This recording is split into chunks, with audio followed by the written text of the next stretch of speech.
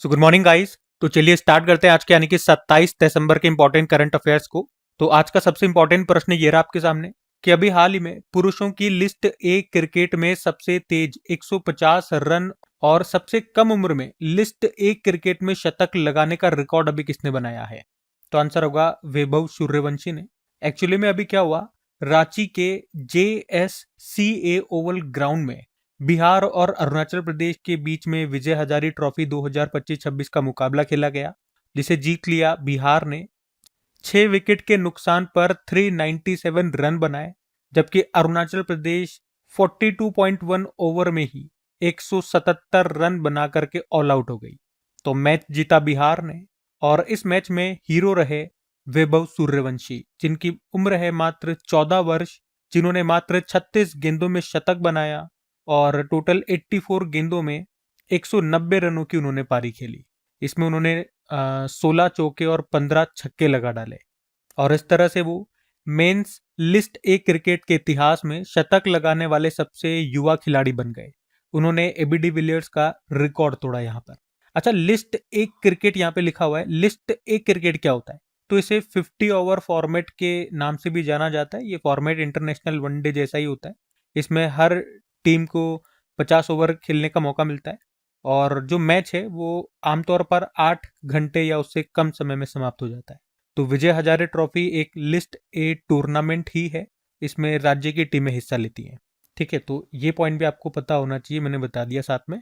कुछ स्पोर्ट्स से संबंधित प्रश्न और रिवाइज कराऊं तो अभी 33वें साउथ ईस्ट एशियन गेम्स 2025 हुए बैंकॉक थाईलैंड में। ICC T20 वर्ल्ड कप 2026, जिसका आयोजन भारत और श्रीलंका मिलकर के करेंगे। और अब इसका टूर्नामेंट एम्बेसडर बनाया गया था रोहित शर्मा को। फार्मूला 1 वर्ल्ड चैंपियनशिप 2025 को जीत लिया लैंडो नॉरिस ने, मैक्लेरन के ड्राइवर हैं। पंजाब नेशनल बैंक के ब्रांड एम्बेसडर बनी थी हरमनप्रीत कौर। 31वां सुल्तान अजलान शाह कप 2025 जो कुआलालंपुर मलेशिया में हुआ, इसको बेल्जियम ने जीत लिया पहली बार इंडिया को हरा के। और 11वां फिडे चेस वर्ल्ड कप 2025 ये भी भारत के गोवा में हुआ था और इसको जीता जावोखिर सिंदारोव ने, ये उज्बेकिस्तान से हैं। और ICC men's T20 world cup 2026 जिसको भारत और श्रीलंका मिलकर के होस्ट करेंगे, ये मैंने ऊपर ही आपको बता दिया, टूर्नामेंट एम्बेसडर रोहित शर्मा। दूसरा वुमेन्स कबड्डी वर्ल्ड कप 2025, ये भी ढाका बांग्लादेश में हुआ था और भारत ने जीत लिया है। 12वां ACC under 19 Asia cup 2025 UAE में हुआ, पाकिस्तान ने जीत लिया, भारत को हराया। अभी पहला जो ICC women's emerging national trophy 2025 का आयोजन हुआ था थाईलैंड में, इसको थाईलैंड ने ही जीता था UAE को हरा करके। ठीक है, तो ये पॉइंट्स भी ध्यान में रखना। अगला प्रश्न हम देखते हैं। फिर अगले में पूछ रहे हैं, हाल ही में प्रधानमंत्री नरेंद्र मोदी कहां पर 5वें राष्ट्रीय मुख्य सचिव सम्मेलन की अध्यक्षता करेंगे? तो आंसर होगा दिल्ली। हम बात कर रहे हैं मुख्य सचिवों का जो राष्ट्रीय सम्मेलन अभी होगा, 5वां संस्करण होगा 27 और 28 दिसंबर को। कहां पर? नई दिल्ली में होगा। इसकी अध्यक्षता प्रधानमंत्री नरेंद्र मोदी करेंगे। थीम क्या है? विकसित भारत के लिए मानव पूंजी। ठीक है, तो ये ध्यान में रखना। कुछ और इंपॉर्टेंट समिट्स में आपको यहाँ पे रिवाइज कराता हूँ। अभी 150वां इंटर पार्लियामेंट्री यूनियन समिट हुआ था उज्बेकिस्तान में। नाटो समिट हुआ अभी द हेग नीदरलैंड में। पहली आसियान भारत क्रूज वार्ता चेन्नई में हुई। शहरी स्थानीय निकायों का प्रथम राष्ट्रीय सम्मेलन हुआ मानेसर गुरुग्राम में। एशियाई राज्यों की 23वीं राजनयिक हथियार निषेध संगठन की क्षेत्रीय बैठक ये नई दिल्ली में हुई। पूर्वी क्षेत्रीय परिषद की 27वीं बैठक रांची झारखंड में हुई। दूसरा बिम्स्टेक बंदरगाह सम्मेलन 2025 विशाखापत्तनम आंध्र प्रदेश में, इसका आयोजन किया गया। सुशासन प्रथाओं पर राष्ट्रीय सम्मेलन हुआ भुवनेश्वर में। समुद्री वित्त शिखर सम्मेलन 2025 हुआ नई दिल्ली में। तीसरा United Nation conference on landlock developing countries का आयोजन हुआ तुर्कमेनिस्तान में। वैश्विक प्लास्टिक संधि वार्ता INC 5.2, इसका आयोजन हुआ जिनेवा में। INC मतलब हो गया इंटर गवर्नमेंटल नेगोशिएटिंग कमेटी। ठीक है, तो ये भी ध्यान में रखना। अगला प्रश्न देखते हैं।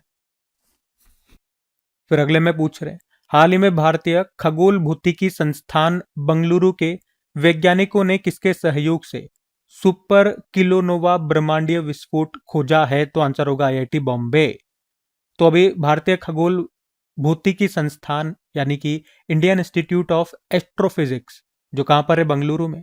तो इसने और IIT बॉम्बे के वैज्ञानिकों ने एक अंतरराष्ट्रीय टीम के साथ मिलकर सुपर किलोनोवा नामक एक शक्तिशाली ब्रह्मांडीय विस्फोट की संभावित खोज की है। जो एक सुपरनोवा के बाद न्यूट्रॉन सितारों के विलय का परिणाम हो सकता है, जिससे भारी तत्वों का निर्माण होता है। और इसका वैज्ञानिक महत्व क्या है? तो ये पहली बार है जब किसी घटना में पहले सुपरनोवा और फिर न्यूट्रॉन सितारों के विलय के संकेत मिले, जिससे सोने और प्लेटिनियम जैसे भारी तत्वों का निर्माण होता है। अब इसी तरह से कुछ और आईआईटीज में आपको रिवाइज करवाता हूँ जो भी न्यूज में रहे। एक तो याद रखना, अभी हमारे जो आर्मी चीफ हैं उपेंद्र द्विवेदी, इन्होंने आईआईटी मद्रास में अग्निशोध नाम से एक रिसर्च सेल की स्थापना की थी।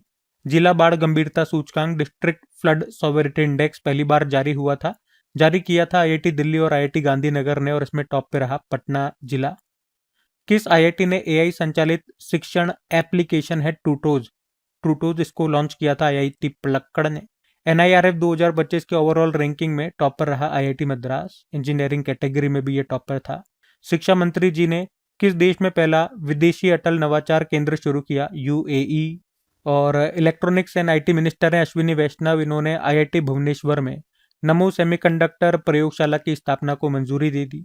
उत्तर प्रदेश सरकार ने आईआईटी रुड़की के साथ मिलकर किसानों के लिए कार्बन क्रेडिट मॉडल को लॉन्च किया। आईआईटी भिलाई ने एक क्रांतिकारी स्मार्ट पॉलीमर पदार्थ विकसित किया है जो स्मार्ट विंडो कोटिंग के रूप में कार्य करता है। इससे एयर कंडीशन की जरूरत कम होगी। किस आईआईटी ने सामाजिक परिवर्तन के लिए इम्पैक्ट राइज पहल शुरू की? आईआईटी खड़गपुर। भारतीय डाक ने जेनजी की थीम पर आधारित अपना पहला डाकघर आईआईटी दिल्ली में खोला। स्तन कैंसर का समय रहते पता लगाने के लिए आईआईटी मद्रास ने भारत का पहला कैंसर जीनोम एटलस लॉन्च किया। और ये मैंने आपको बता ही दिया एनआईआरएफ रैंकिंग। अच्छा, भारत का पहला आईआईटी कौन सा था? आईआईटी खड़गपुर। ठीक है, ध्यान रखना। अगला प्रश्न देखते हैं। फिर अगले में पूछ रहे हैं, हाल ही में ग्लोबल फूड सिटी रैंकिंग 2025-26 में किसे शीर्ष स्थान मिला है? तो आंसर होगा नेपल्स। तो ग्लोबल फूड सिटी रैंकिंग 2025-26 की हम बात कर रहे हैं, और इसमें दुनिया के टॉप 10 सर्वश्रेष्ठ खाद्य शहरों की सूची जारी किया टेस्ट एटलस ने। और इसमें पहले स्थान पे नेपल्स है, जो कि इटली का एक शहर है, और इसका मार्गरेटा जो पिज्जा है उसके लिए ये बहुत फेमस है। दूसरे स्थान पे भी इटली का शहर है मिलान, और तीसरे पे भी इटली का एक बोलाग्ना शहर रहा। और इसमें भारत का भी एक शहर है टॉप 10 में, मुंबई 5वें स्थान पर है, जो अपने स्ट्रीट फूड्स के लिए प्रसिद्ध है। तो टॉप 10 में अगर आप देखोगे तो इटली के 6 शहर शामिल है, वहीं टॉप 100 में भारत के 6 शहर शामिल है। और फूड से आपको याद आएगा, अभी इटली की इतालवी पाक कला को यूनेस्को की अमूर्त सांस्कृतिक विरासत सूची इंटेंजिबल कल्चरल हेरिटेज लिस्ट में भी शामिल किया था। और इस तरह से इटली पहला ऐसा देश बना था जहां की पूरी राष्ट्र पाक परंपरा को ये मान्यता दी गई थी। पढ़ा था, मोस्ट इंपॉर्टेंट प्रश्न है। और अगर भारत के रेस्पेक्ट में बात करें तो हैदराबाद के बाद लखनऊ पाक कला यानी कि क्रिएटिव सिटी ऑफ गैस्ट्रोनॉमी का दर्जा पाने वाला दूसरा भारतीय शहर बना था। इटली की कैपिटल क्या होती है? रोम होती है, जहां पर फूड एग्रीकल्चर ऑर्गेनाइजेशन का भी मुख्यालय है। और रोम किस नदी के किनारे स्थित है? टाइबर नदी के किनारे। बट वैसे इटली के एक टेनिस प्लेयर को आप जानते होंगे, जेनिक सिनर उनका नाम है। अभी डेविस कप खिताब भी जीता था उन्होंने। वैसे बात तो यहाँ पर रैंकिंग की चल रही है, तो कुछ रैंकिंग चलो मैं आपको रिवाइज करवाता हूँ। अभी आपको याद होगा ग्लोबल फायर पावर इंडेक्स 2025 आया था, उसमें भारत चौथे स्थान पर है, टॉपर अमेरिका है। नीति आयोग के पहले राजकोषीय स्वास्थ्य सूचकांक में पहले स्थान पर उड़ीसा रहा। भ्रष्टाचार धारणा सूचकांक करप्शन परसेप्शन इंडेक्स में भारत 96 पे है, टॉपर डेनमार्क है। पंचायत हस्तांतरण सूचकांक पंचायत डेवोल्यूशन इंडेक्स, इसको केंद्रीय पंचायती राज मंत्रालय ने जारी किया था, तो इंपॉर्टेंट रहेगा, टॉपर कर्नाटक है। ग्लोबल टेररिज्म इंडेक्स में भारत 14वें स्थान पर है, टॉपर बुर्किना फासो है। वर्ल्ड हैप्पीनेस इंडेक्स में भारत 118वें स्थान पर है, टॉपर फिनलैंड है। पहली बार जो पंचायत उन्नति सूचकांक 2022-23 आया था, उसमें फ्रंट रनर ए कैटेगरी में टॉपर गुजरात है। वर्ल्ड प्रेस फ्रीडम इंडेक्स में भारत 151 पर है, टॉपर नॉर्वे है। और जिला बाढ़ गंभीरता सूचकांक के बारे में अभी मैंने आईआईटी वाले क्वेश्चन में आपको पढ़ाया था, इसको अंग्रेजी में बोलेंगे डिस्ट्रिक्ट फ्लड सॉवेरिटी इंडेक्स। पहली बार जारी किया इसको आईआईटी दिल्ली और आईआईटी गांधीनगर ने मिलकर, और टॉप पे पटना जिला रहा। और वर्ल्ड कॉम्पिटिटिवनेस रैंकिंग में भारत 41 पर है, और टॉप पर स्विट्जरलैंड है। ठीक है, तो ये 10 इंपॉर्टेंट प्रश्न है रैंकिंग से संबंधित, ध्यान में रखना। अगला प्रश्न देखते हैं। फिर अगले में पूछ रहे, हाल ही में लॉन्च पुस्तक जिसका नाम है मोदी युग में भारत का आर्थिक सशक्तिकरण, इस बुक के लेखक कौन है? तो आंसर होगा सिकंदर कुमार। तो बुक का नाम है मोदी युग में भारत का आर्थिक सशक्तिकरण, और इसको लिखा है सिकंदर कुमार ने। ये हिमाचल प्रदेश से राज्यसभा सांसद है, और इस बुक को लॉन्च किया हमारे जो वाइस प्रेसिडेंट है सीपी राधाकृष्णन जी ने। तो इस बुक में प्रधानमंत्री नरेंद्र मोदी के पिछले 11 वर्षों के कार्यकाल के दौरान आर्थिक क्षेत्र में प्राप्त उपलब्धियों के बारे में बताया गया है। तो बुक का नाम और ऑथर का नाम याद रखिएगा। बाकी कुछ और बुक्स भी मैं आपको रिवाइज कराऊंगा। जैसे कि अभी बुक आई थी Indira Gandhi and the year that transformed India, इसको श्रीनाथ राघवन ने लिखा। The women who ran AIIMS the memoir of a medical pioneer को डॉक्टर स्नेहा भार्गव। और रेडी रिलेवेंट एंड रिसर्जेंट को जनरल अनिल चौहान ने। The diary of a cricketer's wife को पूजा पुजारा ने। Kashmir insurgency deconstructing the state response revisiting 1989 to 90 को Yoginder Kandhari. Modi's Niti Shastra the world his oyster Adesh Agarwal. Different strokes 1998 to 2014 को A K. Bhattacharya ने। Women life freedom Chowra Makaremi ने। मैं बूंद स्वयं खुद सागर हूँ आशुतोष अग्निहोत्री। और wings to our hopes volume 2 ये राष्ट्रपति जी के भाषणों का संग्रह है। ये सारी बुक से 2025 की ही हैं, ध्यान में रखना। अगला प्रश्न देखते हैं। फिर अगले में पूछ रहे हैं हाल ही में वीर बाल दिवस कब मनाया गया। तो आंसर होगा 26 दिसंबर को। तो गुरु गोविंद सिंह जी के 4 पुत्रों और उनकी माता के द्वारा किए गए सर्वोच्च बलिदान को चिन्हित करने के लिए हम हर साल 26 दिसंबर को ये वीर बाल दिवस के रूप में मनाते हैं। एक्चुअली में गुरु गोविंद सिंह जी के छोटे बेटे साहिबजादा जोरावर सिंह जो उम्र में 9 साल के थे, और एक साहिबजादा फतेह सिंह जो उनसे भी छोटे थे 7 साल। तो मुगलों के द्वारा आनंदपुर साहिब पर हमले के दौरान उनको मार दिया गया। एक्चुअली में उन्हें मुगल सेना ने बंदी बना लिया था और उन्हें इस्लाम धर्म अपनाने के लिए मजबूर किया था, बहुत प्रताड़ित किया गया था। और जहाँ पे बड़ों बड़ों का, बहादुर लोगों का साहस टूट जाता है, वहां पे छोटे छोटे नन्हे मुन्ने बच्चे जो बड़े बड़े महारथियों से भी ज्यादा, बड़े बड़े बहादुर योद्धाओं से भी ज्यादा बहादुर थे, धर्म परिवर्तन के लिए नहीं माने, बहुत प्रताड़ित किया गया, बहुत प्रताड़नाएं सही। तो ऐसे बहादुर थे। उनके अलावा गुरु गोविंद सिंह जी की माता गुजरी और उनके 2 बड़े बेटे थे, साहिबजादा अजीत सिंह, एक की उम्र थी 18 साल, और साहिबजादा जुजार सिंह जो उम्र में 14 वर्ष के थे, वो भी इसमें मारे गए। मतलब एक तरह से बलिदान दिया उन्होंने। तो ये जो हम वीर बाल दिवस है, गुरु गोविंद सिंह जी के 4 बेटों साहिबजादों के सम्मान में मनाते हैं, उनके बलिदान के सम्मान में मनाते हैं। और फतेहगढ़ साहिब उस स्थान का नाम है जहाँ पे वो शहीद हुए थे। केंद्र सरकार ने, आपको याद होगा, 2022 में 26 दिसंबर को वीर बाल दिवस के रूप में घोषित किया था। और आपको याद है जो विश्व बाल दिवस होता है, यानी कि वर्ल्ड चिल्ड्रंस डे, वो कब मनाया जाता है? तो वो 20 नवंबर को मनाया जाता है पूरे विश्व में। बाकी भारत में जो पंडित जवाहरलाल नेहरू जी की जयंती को हम मनाते हैं वो तो राष्ट्रीय बाल दिवस है, नेशनल चिल्ड्रंस डे, 14 नवंबर को। चलो फिर एक बार फिर से मैं आपको दिसंबर के सारे डेज रिवाइज करा देता हूँ। शायद 2-3 दिन से नहीं करवाया मैंने रिवाइज आपको, मुझे ऐसा लग रहा है, तो करते हैं रिवाइज। 1 दिसंबर को वर्ल्ड एड्स डे होता है। 1 दिसंबर को नागालैंड का स्थापना दिवस है। और 1 से लेकर 10 दिसंबर तक नागालैंड में हॉर्नबिल महोत्सव मनाया गया था। 1 दिसंबर को बीएसएफ का स्थापना दिवस। 2 दिसंबर राष्ट्रीय प्रदूषण नियंत्रण दिवस। 2 दिसंबर अंतर्राष्ट्रीय गुलामी उन्मूलन दिवस। 2 दिसंबर को विश्व कंप्यूटर साक्षरता दिवस। 3 दिसंबर को अंतर्राष्ट्रीय विकलांग दिवस। 4 दिसंबर को भारतीय नौसेना दिवस। 4 दिसंबर को अंतर्राष्ट्रीय चीता दिवस। 4 दिसंबर अंतर्राष्ट्रीय बैंक दिवस। 5 दिसंबर को वर्ल्ड सॉइल डे। 5 दिसंबर अंतर्राष्ट्रीय स्वयंसेवक दिवस। 7 दिसंबर को सशस्त्र सेना झंडा दिवस। 7 दिसंबर को अंतर्राष्ट्रीय नागरिक विमानन दिवस। 9 दिसंबर को अंतर्राष्ट्रीय भ्रष्टाचार विरोधी दिवस। 10 दिसंबर को विश्व मानवाधिकार दिवस। 11 दिसंबर को विश्व पर्वत दिवस। 12 दिसंबर को यूनिवर्सल हेल्थ कवरेज डे। 14 दिसंबर राष्ट्रीय ऊर्जा संरक्षण दिवस। 16 दिसंबर को विजय दिवस। 18 दिसंबर को अंतर्राष्ट्रीय प्रवासी दिवस। 18 दिसंबर को इंटरनेशनल माइग्रेंट्स डे। 19 दिसंबर गोवा मुक्ति दिवस। 20 दिसंबर को अंतर्राष्ट्रीय मानव एकजुटता दिवस। 21 दिसंबर विश्व ध्यान दिवस और विश्व बास्केटबॉल दिवस भी था। 22 दिसंबर राष्ट्रीय गणित दिवस। 23 दिसंबर राष्ट्रीय किसान दिवस। 24 दिसंबर को राष्ट्रीय उपभोक्ता दिवस के रूप में मनाया गया। और 25 दिसंबर भी याद रखना, गुड गवर्नेंस डे के रूप में हमने मनाया, सुशासन दिवस के रूप। ठीक है, अगले प्रश्न की ओर बढ़ते हैं। फिर अगले में पूछ रहे, हाल ही में प्रधानमंत्री ग्राम सड़क योजना की 25वीं वर्षगांठ मनाई गई। तो प्रधानमंत्री ग्राम सड़क योजना ये लॉन्च कब हुई थी, यही पूछ रहे हैं। 25 दिसंबर सन 2000 में।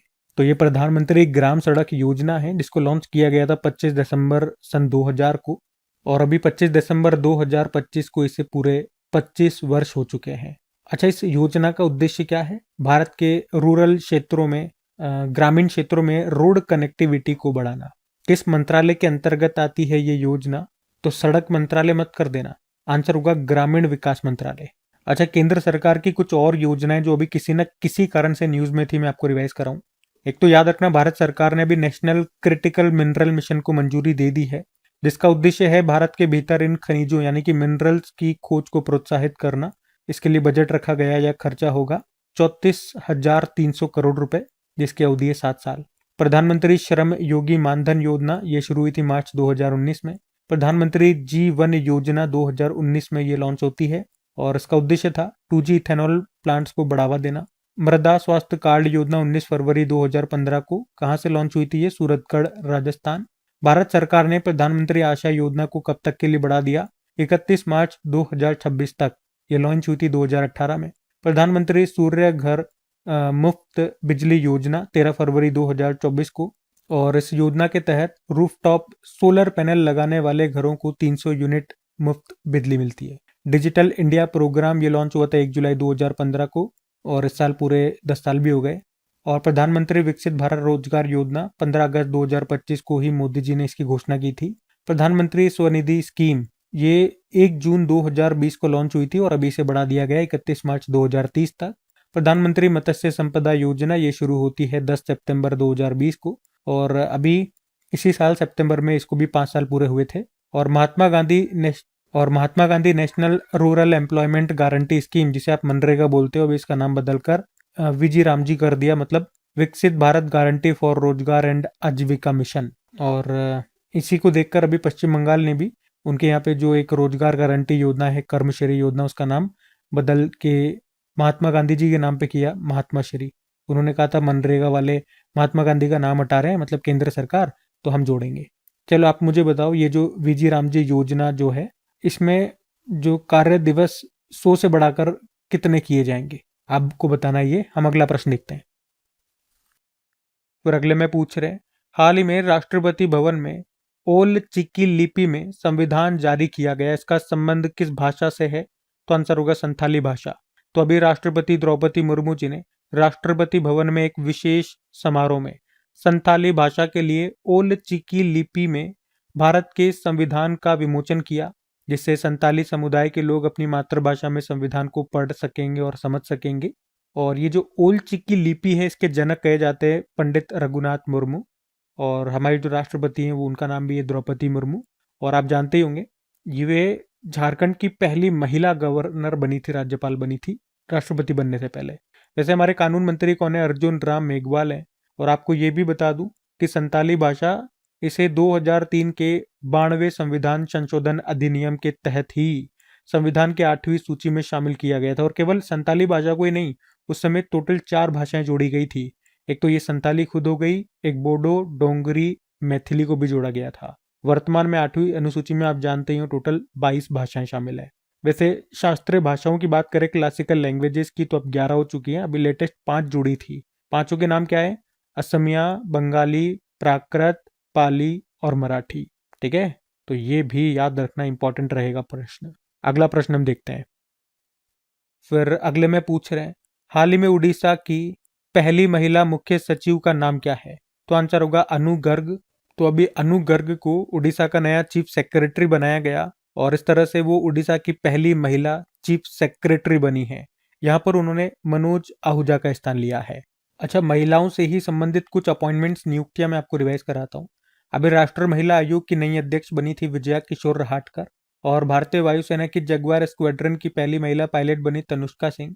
इंटरनेशनल ओलंपिक कमेटी की पहली महिला अध्यक्ष बनी थी क्रिस्टी कॉवेंट्री, जिम्बाब्वे से हैं, और पहली महिला, और या यूं कह दूं पहली अफ्रीकी हैं इस पद पर आने वाली।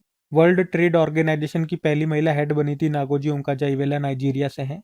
और पहली महिला विधि सचिव law secretary Anju Rathi Rana. CSIR council of scientific and industrial research की पहली महिला चीफ नल्ला थम्बी कलाई सेल्वी। नामीबिया देश की पहली महिला राष्ट्रपति नेटुम्बो नंदी नदेतवा। राष्ट्रमंडल राष्ट्रों का महासचिव बनाया गया शर्ली बॉचवे को, घना देश से हैं, पहली अफ्रीकी महिला इस पद पर आने वाली। विश्व बैडमिंटन महासंघ का अध्यक्ष बनाया गया था कुनयिंग पटामा को, थाईलैंड से हैं, इस पद पर आने वाली ये दूसरी महिला हैं। और भारतीय नौसेना की पहली महिला फ्लाइंग इंस्ट्रक्टर बनी थी दिव्या शर्मा। उसके अलावा अभी 80वें संयुक्त राष्ट्र महासभा सत्र का अध्यक्ष बनाया गया एनालेना बारबॉक को, जर्मनी से हैं। और वर्ल्ड टूरिज्म ऑर्गेनाइजेशन की पहली महिला पहली महिला सेक्रेटरी जनरल बनी थी शेख नासिर अल नोवेसी, यूएई से हैं। और यूके की विदेशी जासूसी एजेंसी MI6 की पहली महिला अध्यक्ष बनी ब्लेज मेट्रेवेली। भारतीय नौसेना की पहली महिला फाइटर पायलट बनी आस्था पूनिया। सूरीनाम की पहली महिला राष्ट्रपति बनी जेनिफर गेरलिंग्स। हिंदुस्तान यूनिलीवर लिमिटेड की पहली महिला MD/CEO प्रिया नायर। RPF की पहली महिला प्रमुख सोनाली मिश्रा। और ब्रिटेन के खगोल शास्त्री रॉयल यानी कि एस्ट्रोनॉमर रॉयल पद पर नियुक्त होने वाली पहली महिला बनी मिशेल डोहार्टी। और अभी नेपाल की पहली महिला प्रधानमंत्री बनी थी, इंतरिम प्रधानमंत्री सुशीला कार्की इनका नाम है। ये सभी इंपॉर्टेंट महिलाएं इसी साल न्यूज में रही थी, अपॉइंटमेंट्स हमने पढ़े इनसे संबंधित। ध्यान रखना। अगला प्रश्न देखते हैं। फिर अगले में पूछ रहे न्यू बैलेंस ने किसे अपना पहला भारतीय ब्रांड एम्बेसडर नियुक्त किया? तो आंसर होगा जानवी कपूर। तो जानवी कपूर को अभी न्यू बैलेंस कंपनी ने भारत का पहला ब्रांड एम्बेसडर बनाया। न्यू बैलेंस ये अमेरिका की एक कंपनी है, क्लोथिंग और फुटवेयर कंपनी है, उसी की ब्रांड एम्बेसडर बनी है वो जानवी कपूर। अब कुछ ब्रांड एम्बेसडर के प्रश्न हम भी ले लेते हैं, एक बार रिवाइज करते हैं।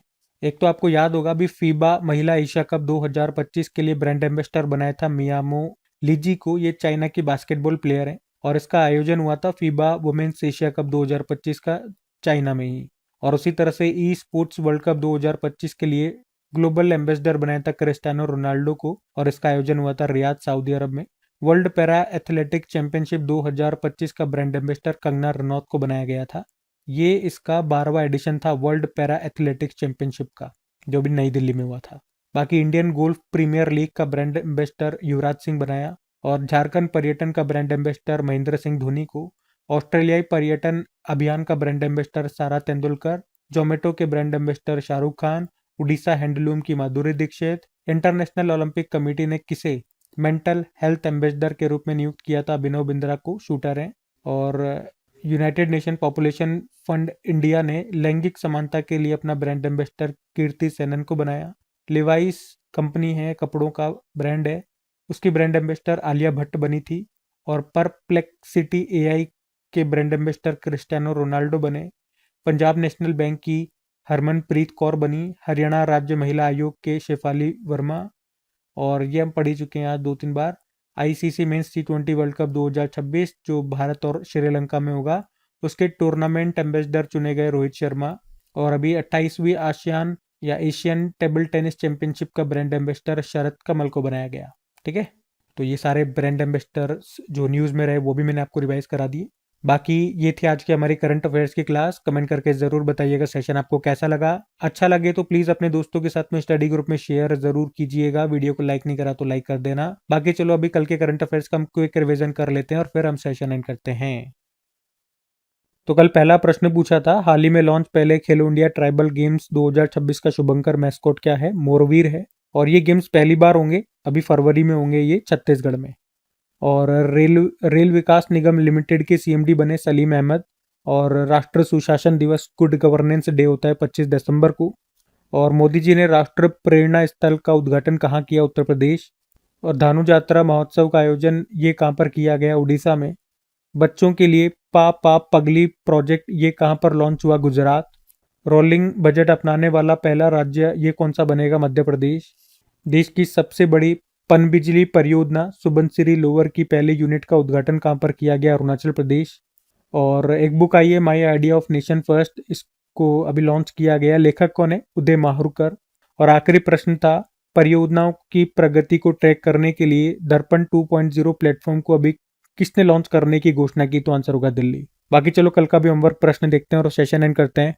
फिर कल पूछा था, संशोधित भारत नेट परियोजना को राज्यव्यापी लागू करने वाला देश का पहला राज्य कौन सा है?